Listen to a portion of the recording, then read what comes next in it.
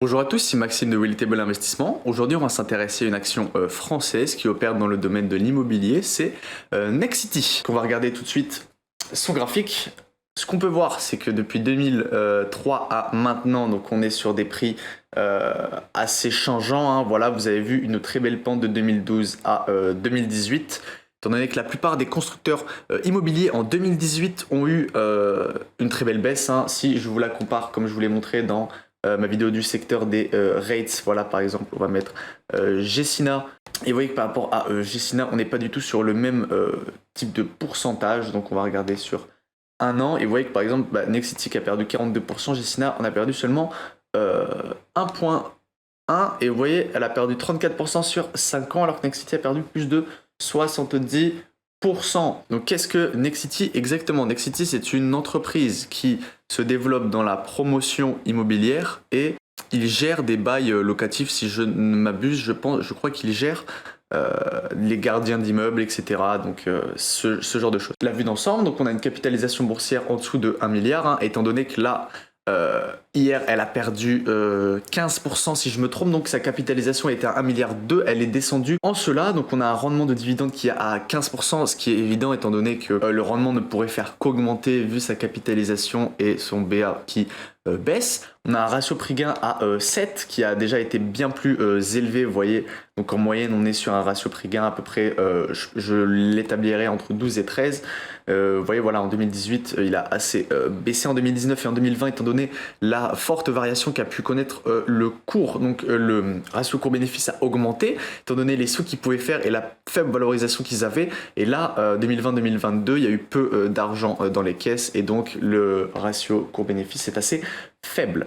Voilà, donc on va regarder tout de suite un compte de résultat. Donc qu'est-ce qu'on a? Est-ce qu'on a un revenu total qui augmente? Donc on a un revenu total qui augmente, enfin qui stagne à peu près depuis 2019. On a un revenu net, voilà, qui est pas très joli, hein. On va comparer ça au free cash flow.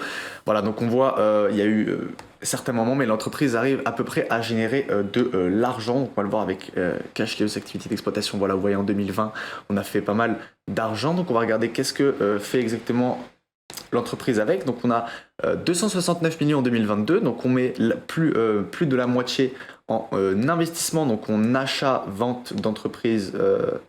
Voilà, donc on a eu l'acquisition d'une entreprise en 2022, on a eu dépenses d'investissement, donc sûrement dans l'immobilisation, on continue, et ensuite on voit ici achat d'investissement, autre utilisation, donc voilà, on ne sait pas ce que c'est exactement, mais on voit que la moitié de l'argent passe dans l'investissement. Et ensuite, 261 millions dans le financement. Donc qu'est-ce qu'on a? On a eu une émission d'actions, donc assez peu, une émission de dette à 18 millions et un total de dividendes versé à 138. Je regarde en semestriel, voilà, qu'est-ce qu'elle a pu faire, voilà, en juin 2023, donc on voit un cash des activités d'exploitation extrêmement faible, on n'a jamais eu un si faible coût, donc vous voyez qu'elle a dû émettre de la dette à 92 millions, voilà, au même niveau qu'en 2021 et au même niveau qu'en 2022.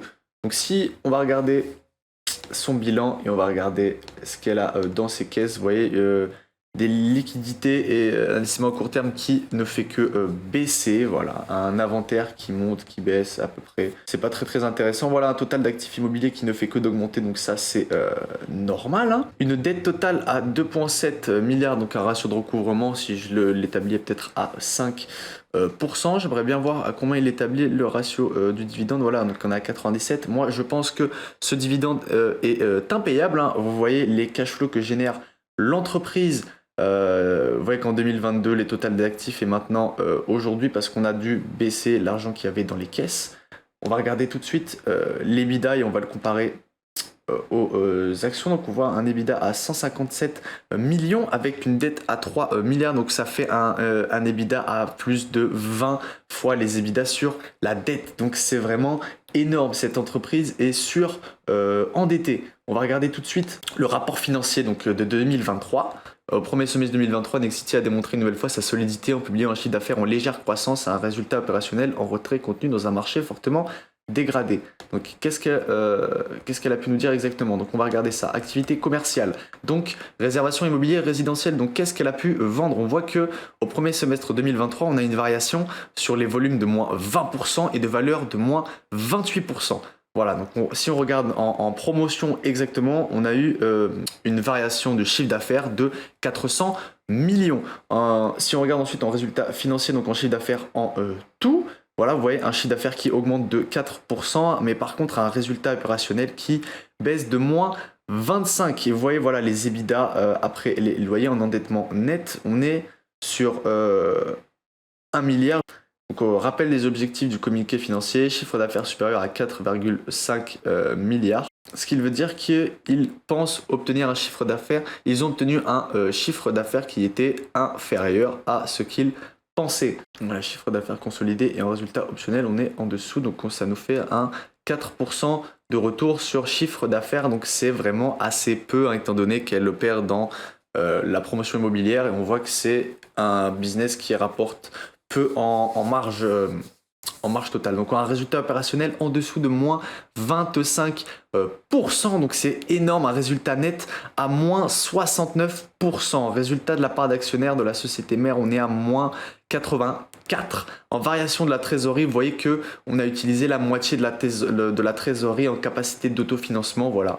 Donc vous voyez que la capacité d'autofinancement continue de baisser. Après les loyers, elle continue encore de baisser. Et le cash flow libre, vous voyez qu'il a diminué pratiquement de 3. Si on regarde en résultat financier dans la promotion immobilière résidentielle, donc l'activité commerciale qu'elle a pu avoir, la réservation de logements neufs, etc. On est à moins 20% par rapport à la fin juillet et à moins 28% en résultat optionnel. Voilà, vous voyez qu'en marge du CA, on était à 4,7, ce qui est un faible taux, mais pour la promotion, c'est agréable. On est passé en marge à 3,4%. Voilà, donc vous voyez, besoin en fonds de roulement, on passe à 1,2 milliard, ça veut dire que l'entreprise a besoin de beaucoup plus d'argent pour fonctionner. On va regarder ses dernières activités commerciales dans un contexte de marché bas de cycle est toujours attendrise, baisse de 51% des investissements en France au premier semestre.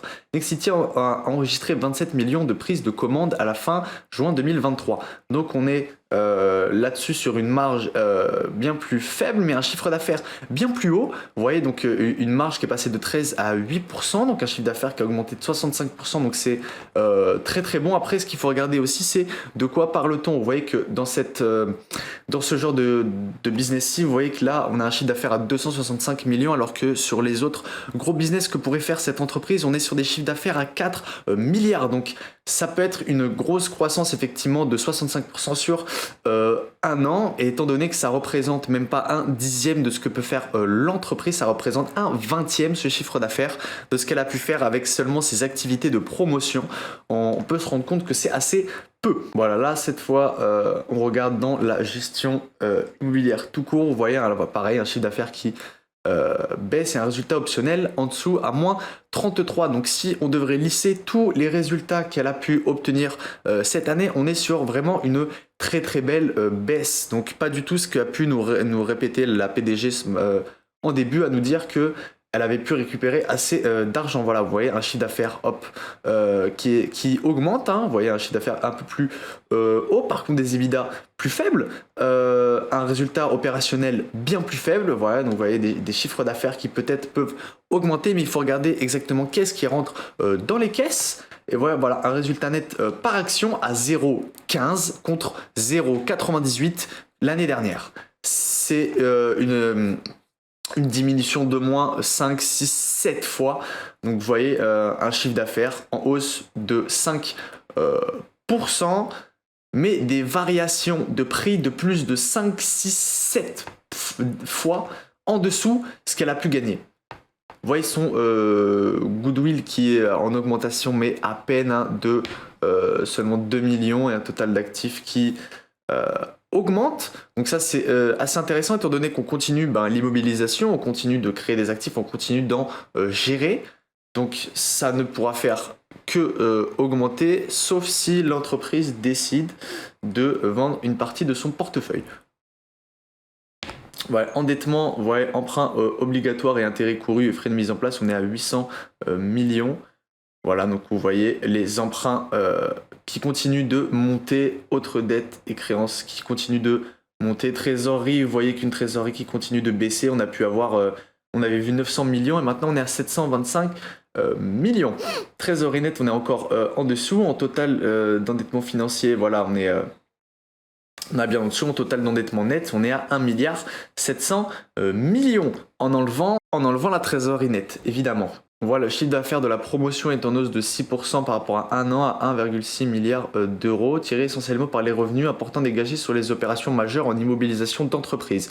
Voilà, donc vous avez pu voir que l'entreprise a eu certains contrats qui devaient être menés à terme et donc qui a pu avoir voilà, 27% d'augmentation par exemple dans les services, mais sinon la promotion 6%, c'est assez bon dans ce genre de secteur. Par contre, si vous regardez exactement, je ne comprends pas comment un chiffre d'affaires aurait pu monter comme ça avec donc un chiffre d'affaires qui augmente toujours. Si on regarde dans tous les domaines où elle engrange de l'argent, la seule endroit où il y a pu avoir un pourcentage, c'est dans la promotion immobilière d'entreprise et sûrement aussi dans l'exploitation immobilière. Mais ce sont des chiffres qui concernent très peu l'entreprise. Vous voyez que 265 et 129 sur la totale du chiffre d'affaires de 2 milliards, ça représente à peu près un neuvième. Donc c'est assez peu. Si je dois faire un bilan aujourd'hui, je pense que Nexity est sur des points